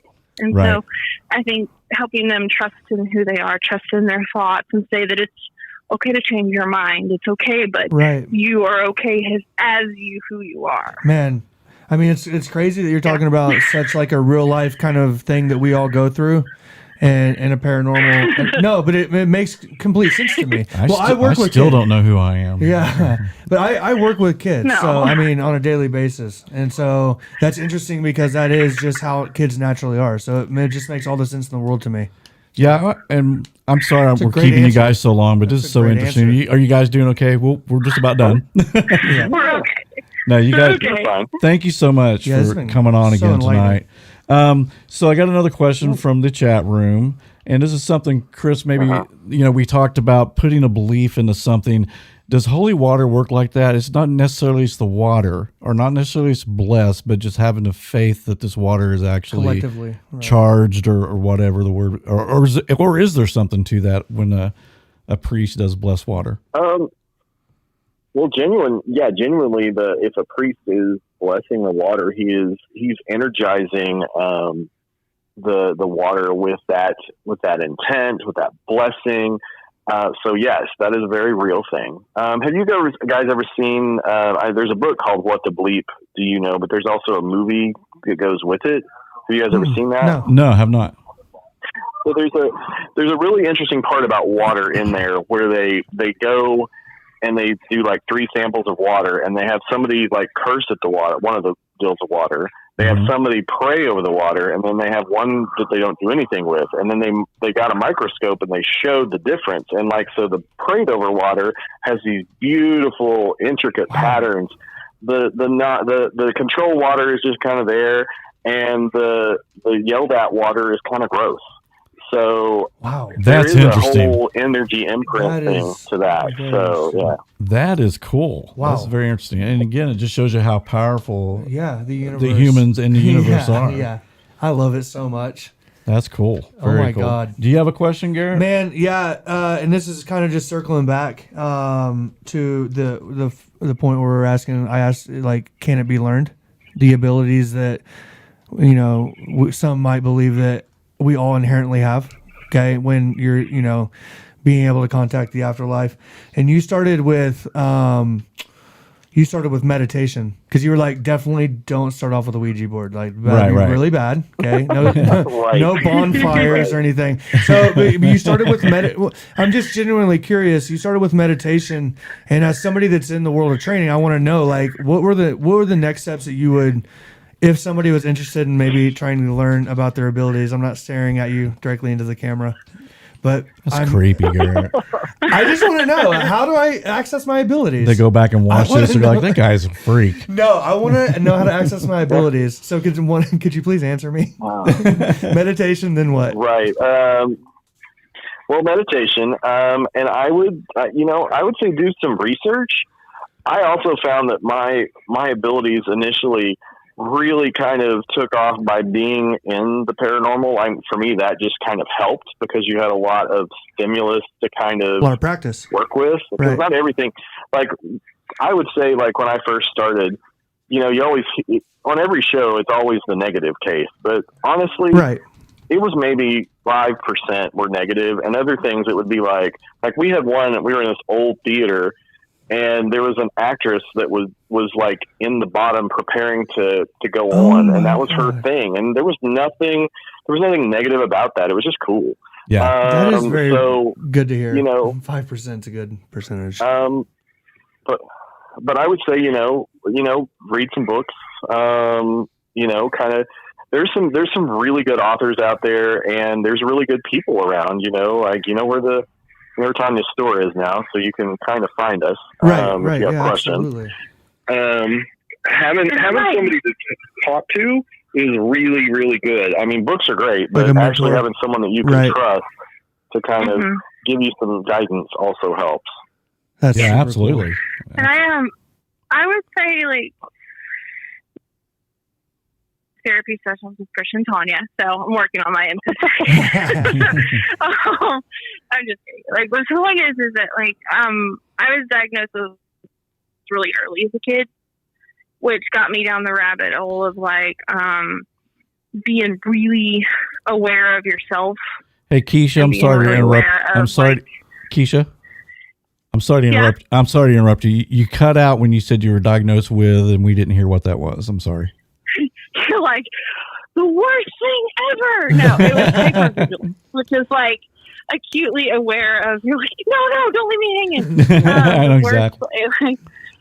Like kind of like it's just you're acutely aware of other people, like what they're doing. And it gets to the point where you're so aware of human nature, or you just start almost being able to guess what people are about to do Wow. Yeah. based on their behaviors. And that's something that is actually in psychology with people. It's like a coping mechanism. Right.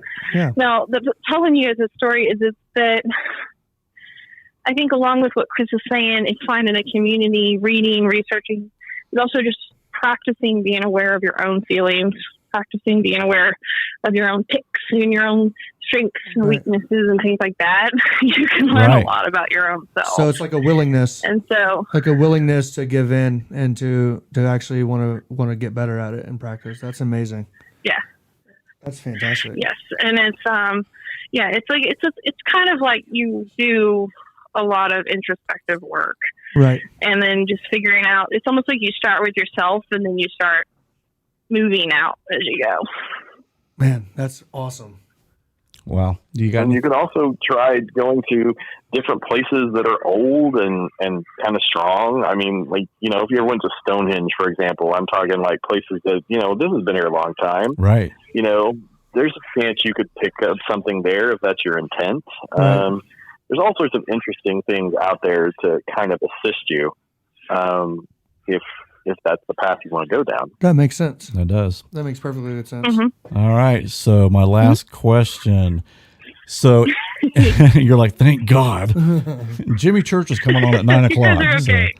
So, anyway. This is what we do. We like this stuff. So we're Awesome. okay. No, and you guys have been so great. And again, like I said, thank you so much. And I didn't even give you guys much headroom at all. Right. I think I talked to him yesterday or It's something. been great, man. It's been But so yeah. fascinating. Thank you. But all my viewers have been killing me. Like, you're spending too much time on true crime. Get back to the ghosts. But anyway, so what advice would you have for anybody that's just getting into paranormal investigation? Mine would be read a lot and stay open-minded, read, but find a community that you can talk about your ideas with.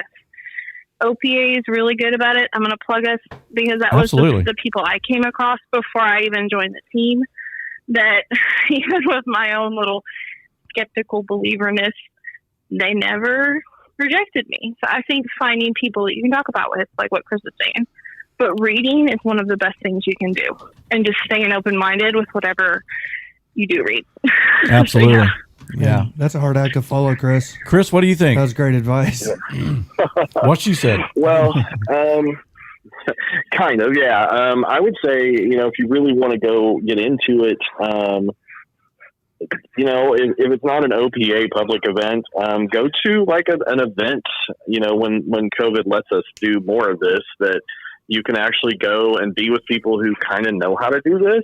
And again, Awesome. you get a connection for community there, but go with somebody. Don't just, get your recorder and your camera and go out to the cemetery. I mean, I guess that could work, but that could go all sorts of wrong too. So, and you'll just, you'll feel better if you meet some people and kind of have a group to talk to, like she said. I would also say though, if you are going to be the brave person that voyages out to check something out, maybe you take something that is protective to you, like whether that's a cross or some sort of crystal thing, Right. or some other thing that's you consider to be something that protects you, or buy something at one of the local stores that has like the ability to cleanse you, whether that's a sage or sage spray or something, just to kind of make sure you're okay. That's great advice. yeah, like I've got, and like what Chris is saying, like I've got my some rings that my husband and my daughter have given me, and I consider those my little ghost hunting protections, because it's like Awesome. like if I get Right. worried or get scared, it's like I'm like I can rub it and it can be like, oh yeah, Yeah. my family, Oh, So, and Yeah. reels you back in. Yeah. And I think I would just add to that, be extremely careful. Yes. Yeah. One thing I'll share this with you guys real fast, but was interesting to me when I first got the Spirit Box. I would get it and I would just say, "Is there any spirits out there?" And then all these spirits would come through.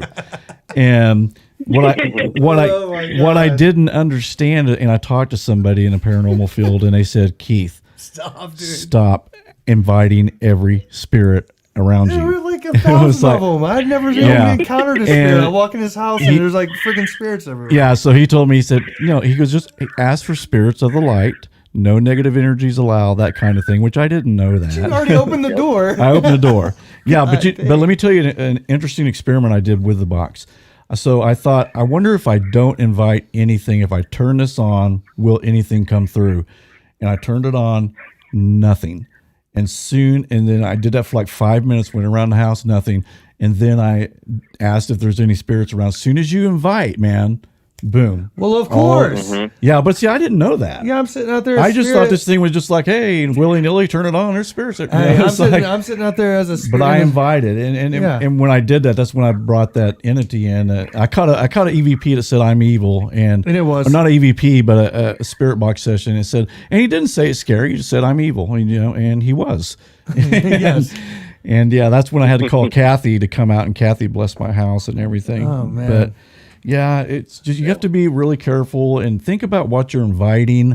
I don't think you should ever go and go, is there any spirits out here? I think you need to ask. Well, I don't know. What do you guys think? I mean, if you're paranormal investigators, I guess you want to know, is there any spirits as far as if they're negative, good, positive, whatever? Yeah, but they know what they're doing. Well, that's what I'm saying. They're trained, so Yeah. they could do that. But someone just brand new in the field, I don't advise that. Right. Until you truly get a grasp of what this is. This is serious business. It is. Because Yeah. once you invite something in your house, it can cause chaos. It can cause everything. It has a huge effect on your life.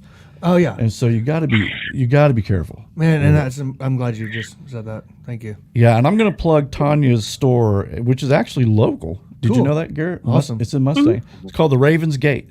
And you can get like protective crystals, candles, sage sticks, everything's there. My daughter bought 2 or 3 rings. I bought a few candles.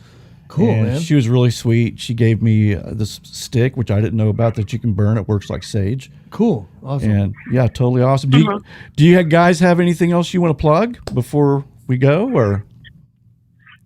I just say come visit us on the public events. I mean, you guys were talking about learning how to do investigative. Well, I learned how to do it Right. with OPA and learning the rules. Awesome. You can learn how to do it, and then we have sister teams that sometimes will join us, so you can kind of get to know the community that way. Now, do you guys have one of the conferences, because we do a Paracon that's we do, which is you'll see some ghost hunters that are on television, and you get to go on events and things. And, I so want to go to one. I want to go to one of those so bad, man. Go. So yeah, well, I think we'll do that. Maybe we can broadcast live. Yeah. Let's bring these two with Yeah. us. That would be awesome Tanya. if we would be down. Yeah. You can get Tanya to bring all her haunted dolls, and you guys can hang out. No, be fun. no, Stop. don't, man. That's Like, one no. thing. I don't know why, but that's one of the creepiest things to me in the world. Like if a doll started just talking or turned its head, Yeah. that's Later. terrifying, man. Yeah. Absolutely terrifying. Don't want any part of that.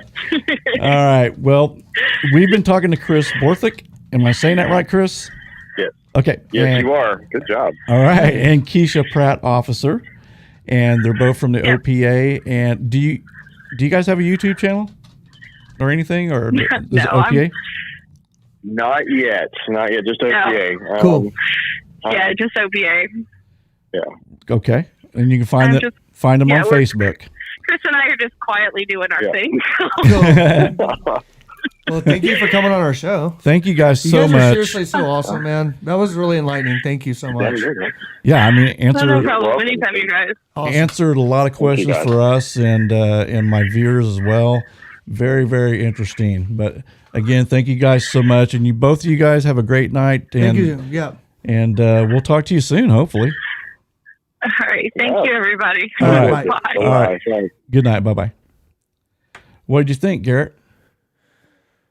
Oh, man. That was really, really Wow. interesting. Very interesting. Well, what's cool and- about and- it now too is that we actually have a lot of people that our demographic of our viewers and our subscribers is pretty diverse, Yeah. right? And so they may have not caught like some of our earlier shows, but I'm sitting here listening to these two and thinking, man, it really ties in to some Yeah. of those early episodes, like with Kathy Nance and Dr. Corelli, even with Amber Lee and Bonnie Rampey. Like pretty much there's a trajectory there. It's a steady line that kind of connects all these things. You're right. You said that in the beginning, and I was like, I don't think so. I mean, Yeah. even the Bigfoot episode, it just keeps coming up. Yeah. It's yeah, wild, to me, man. I love those interviews because I it's know. like I hunger for that knowledge about the paranormal. I mean, that's the whole reason I put the show together. Yeah. Is to try to get questions answered, and both of those guys are so knowledgeable. Well, and I had think a lot of really Right. good advice. Well, the thing I like about that interview is that like how they're kind of are just working behind the scenes, man.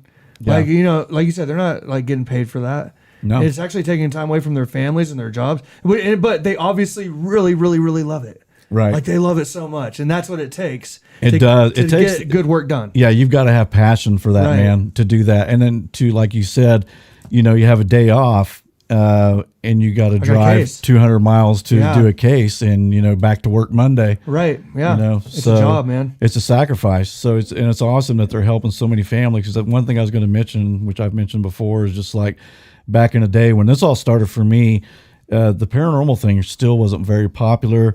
People looked down on it. They thought you were nuts. Right. Yeah. So you really had there was no investigation groups back when I was having Right. my problems. Well, that's right when all the shows are really popping off too. You know what I mean? Yeah. And so even you probably some of the people that were first coming out, they didn't have the knowledge. Obviously, that's why I kept going back to the vetting part. Like the system that some of these investigation groups have in place now, going back to our true crime shows, you kind of see like they're going at it in that way, and that's really cool. Yeah. That's super cool. They're not Absolutely. like just shooting from the hip, like you know. No. Yeah. No, it's awesome. These two are doing great things for people. And, you know, because who do you call when you Ghostbusters? Yeah. No, I knew that was coming, so I One said of my that. friends sent me a Ghostbusters video while we were on the air. Oh, really? Yeah, I haven't opened it yet. That's so funny. But yeah, that's absolutely true. When you have, I mean, because, you know, people who've never had a haunting in their house don't know how disruptive it is. I didn't know and, until I came over here. and how scary Yeah. it can be. And if you didn't have people, you know, like Chris and Keisha and Tanya and Kathy Nance and Logan Corelli, all those people, I mean, you just be stuck with this Right. thing. And that's, I With mean, no idea. and they tend to, you know, and these spirits tend to follow. I mean, that was my deal, is like, you know, once I moved from the house, and in some cases you do have a house where it's just isolated with that house. Right. And when you leave it, things stop happening. But a lot of cases, like in fact with mine, like each house I moved to, the same Right, thing yeah. started happening. So Until Kathy came in, right? I right. mean, And yeah, I mean, and God, this started in the 80s, or no, Yeah. actually in the late 70s when I was a kid, it Right. started. And I didn't get any resolve until Kathy came and cleared 10 years everything ago. out. Well, and I always talk about how just interesting it is how it felt then and to when after she came, because you know I didn't even know that she came. Like you never told me that until I recently. thought I did. I did No, you not. didn't. No, I because may not have. Well, me and Larry were talking about it the other night because I told him we're gonna probably do another paranormal thing, and he's like, "Man, I just can't get over the fact that like we went through all that with Keith." And then just one day it's like, hey, the spirit box is gone. And then you never told us anything else. And me and Larry were always just speculating, like, dude, what happened to Keith? And then finally, because you really did though. You like, it was out. You're done. I'm done. Yeah, Keith got And scared. Is what happened. It made a difference though, did it not? Huge. But I'm going back in time and saying like, I didn't even know you did all that, and I could feel a difference. So Yeah. it's proof to the point that the proof's in the pudding, baby. And see, and that's the danger Yeah. of it too, is people don't realize. Well, I think some people do. Right. Is you after it's out, don't start revisiting that stuff again, because all you're doing is Right. inviting it right back in your house. So, like I said, the spirit box, it got probably 2 inches of dust on it. Yeah. I don't even know why. I mean, I thought, oh, I'm going to keep. I hate throwing stuff away. You can ask Pam. Yeah. And but because I keep thinking, well, during football season, it still works as a radio. Okay. But there's two little buttons you can push that makes Right. it start running really fast through all the stations. That's completely normal. Yeah. So it's SB7. It's a little bitty thing. And Yeah, hey, just wait and then give it to the grandkid you like the least for a graduation present. yeah, and then the grandkid comes and visit me and Pam, and Yeah. and then the We ghost know all what start happens again. after that. Yeah. So Pam, what did you think about the show today? I thought it was really interesting. I think that there were some questions in chat about things like holy water, Ouija boards, things like that. So Yeah. it seems like people are really interested out there in knowing, what are potential things that can open doorways that maybe they need to be wary of. Yeah. What are things that they can utilize to help protect themselves? Yeah, I Yeah, agree, absolutely. man. I thought that Absolutely. part. Yeah, I thought that part was really interesting when they were describing that. Yeah. Like with the Ouija board, he said it in a funny way too. He's like, "Yeah, don't just start off with a Ouija board." Yeah, but, and there are some people, paranormal investigators, that are pro Ouija board. Yeah, Yeah. Well, I mean, but I think it's like what Chris was saying is those people are highly trained with it. They know that, after a Ouija board session, you're supposed to close the session. okay. And You most close it out. Yeah, and most kids or people just messing with it. Yeah, They don't yeah, know yeah. that. So what happens is when you don't close the session out, you leave that portal open, so Right. then spirits just start coming through Well, and using it. Right. Well, and I love the thing that I'm glad that the holy water subject got brought up, because that also made a lot of sense to me. That collective energy, it's compounding as everyone's doing it, and we're all like, you know what I'm saying? Yeah, I and thought so that made a lot of sense. I thought that was absolutely amazing, and what a smart idea to someone actually take the water and test each one to God, see yeah. what they looked like, and Oh yeah, it's brilliant. and to see that the positive energy, the water was beautiful, and Man, I had a sense of I'm not sure how to like pinpoint the feeling when he said that, but it was relief. Like whenever he was talking about the holy water, like especially me as a Catholic, right? yeah, I had like a sense of relief that was like there is something in that holy water, because Yeah, it's- one thing, I joke around about being Catholic and not knowing anything, but one thing I love about being Catholic is we ask a lot of questions. Like if you talk to a really good priest, and I've told you this before, the best priests are questioning a lot of things, right? They're searching for something, and so whenever you get like some validation like that they gave us, that meaning to me, I was like, oh man, that makes really good sense. That collective belief in something like holy water and how that can balance the negative and the positive energies together. right. So I wonder, like, Neutralizer. what if you had a priest and you had a very positive person, and they both did the same thing with the water looked the same? Is it Right. the intent and the positive energy that you're projecting towards the water, that you're getting the same results as a priest? If I wasn't a priest and I'm projecting positive right. energy. Man, I think for me, like I immediately think is because I always had really good teachers. I tell Cass this. I feel very lucky that growing up here, I always had really good teachers. But furthermore, I always had really good priests. Even when I was in the Army, I had a guy named Father Valentine. That's seriously what his name. And he was just unbelievable. Would counsel, And so it just the point I was gonna make. They always lived like frugally too. They were like, their job as a priest was like 24 hours a day. They were committed to it. And so I feel like if you're that committed to something, whenever you bless it, their energy is probably going to be different than when Garrett Dressel blesses it. You know what? Does that make sense? Very much so. Yeah. You brought up a good point, because these people, they do their whole life. I mean, and you They're think committed, about right. monks and Right. where their total dedication, their whole life is nothing Yes. but Yeah. what they believe in. Where you Right. and me, we're just all over the place. And Bigfoot. yeah, Bigfoot. No, but So I totally. I Yeah. think that's a great point, Garrett. Right. That makes a lot of sense. So I think there would be a huge difference probably between and I'm not comparing myself to a priest whatsoever. Right. But if I charged water and a priest charged water, I'm sure it'd be way more beautiful than right, than my yeah. Right. dirty water. Well, that's interesting though. Like that he brought that up, because I would love to see some more Tesla. That's awesome. Like, who Yeah. would think to do that? Yeah. Monkeys? I've all the time I've thought about paranormal, and I thought about intent and to charge Right. things. What a wonderful idea.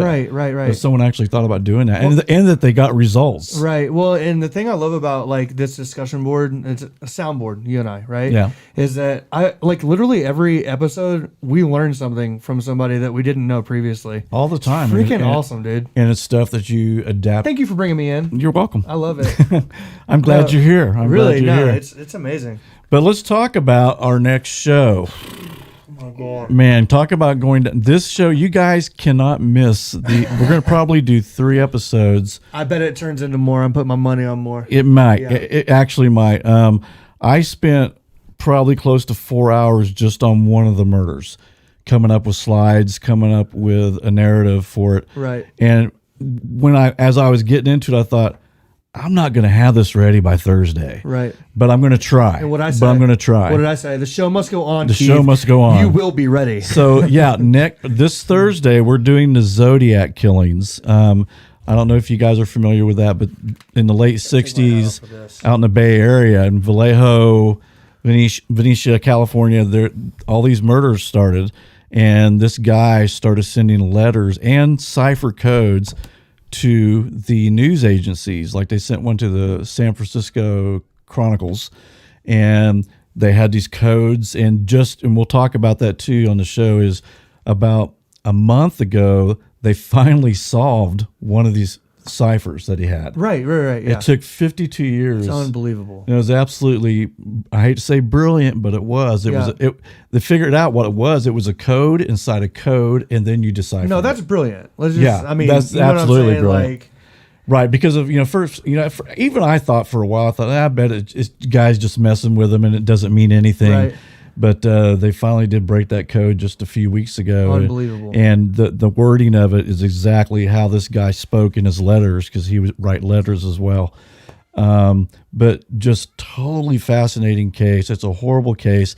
And guys, viewer discretion is advised. I am going to show some crime scene photos, and I'm not just showing it to go, look at this. No, we talked about it. Yeah, me and him talked about In depth. because I was real skeptical. I was like, I don't know, man, if we should show crime scene videos, but I thought, or pictures, and I thought, but there's a couple I want to show because, and I'll explain that. I can't tell you now because that'd be a spoiler, Right.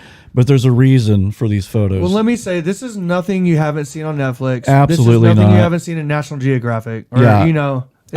A dead body is horrible. It is. And I've seen things way worse on Netflix and on YouTube before, looking at crime videos or crime pictures. But anyway, you guys, we're going to do this Thursday. If, like I said, if I can, we're doing it Thursday. I'm working on it. I just want to make a really good show for you guys. It's just a very, very interesting case. And I think you guys will really enjoy this one. And this one is, I only say it's kind of like Delphi because you can go down a rabbit hole of the suspects. There's like three main suspects that you're like, well, it could have been, Right. Anyway. Well, no, it actually is good that you brought up the Delphi thing and even the Mississippi verse case, because we got some pushback where people were like, and I'll mention it again. And we mentioned it last episode, don't call the case cold. And what we talked about is, dude, the case never goes cold, especially nowadays. Never goes cold, but it's unsolved. Right. I mean, it's a cold case. It is, but anytime anytime, because we got blasted by somebody for saying that's why this stuff's important. What we're doing though. The thing is, we're not saying that the police aren't working on it. We're just saying they don't have leads or enough evidence to make an arrest, and they're still looking at the evidence. And then the word gets out. People follow, they learn their own theories. Yeah, and the Zodiac probably, oh my God, I can't tell you how many probably teams, different fresh eyes, as I call it, looking at this case because they're trying to figure out something. But it's weird because they go back and forth. They officially close the case. It's 52 years old.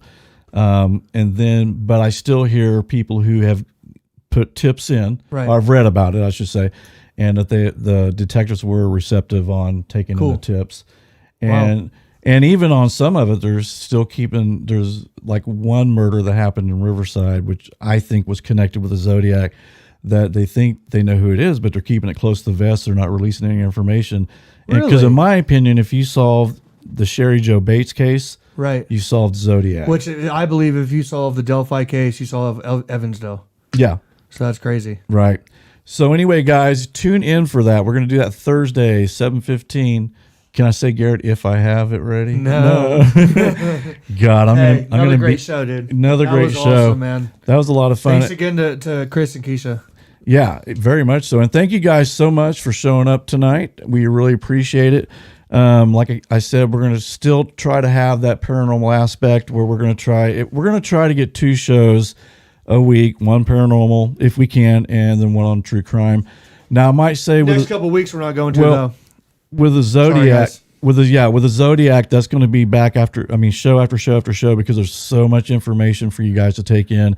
And I think if we missed one show, like we did a paranormal show and then we went back, no, people would be confused. Yeah.